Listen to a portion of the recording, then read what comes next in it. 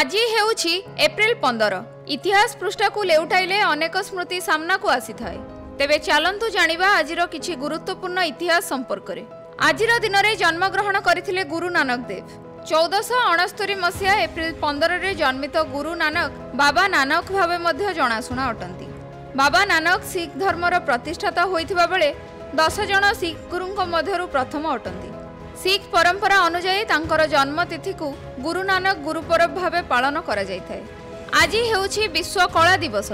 कलाकार माननकु सम्मान तथा विश्व रे सेमानक अवदान विषय सचेतनता तथा मनीष जीवन में कलार गुरुत्व को प्रोत्साहन देवा पई एही दिवस पालन करा जायथाय।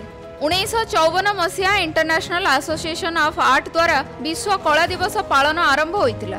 यूनेस्को माध्यम रे इंटरनेशनल एसोसिएशन ऑफ आर्ट एक सहभागिता एजेंसी भावे यह आरंभ करथिला।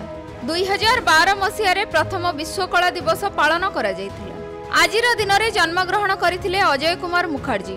1901 मसीहा एप्रिल 15 रे जन्मित अजय जड़े भारतीय स्वाधीनता संग्रामी तथा राजनेता थिले, जे 3 थर पश्चिम बंगर स्वल्प समय मुख्यमंत्री भावे कार्य करथिले। तेबे से पश्चिम बंगर मेदिनीपुर जिलार बासिंदा थिले। 1922 मसीहा एप्रिल 15 रे जन्मग्रहण करथिले हसरत जयपुरी।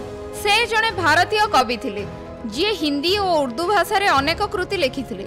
हिंदी चलचित्र रे जनाशुना चलचित्र गीतिकार थिले हसरत जयपुरी। सेथिपई से 1966 मसीहा एवं 1972 मसीहा रे श्रेष्ठ गीतिकार पई फिल्म फेयर अवार्ड जीतिथिले। अंकितंक रिपोर्ट द क्विवर।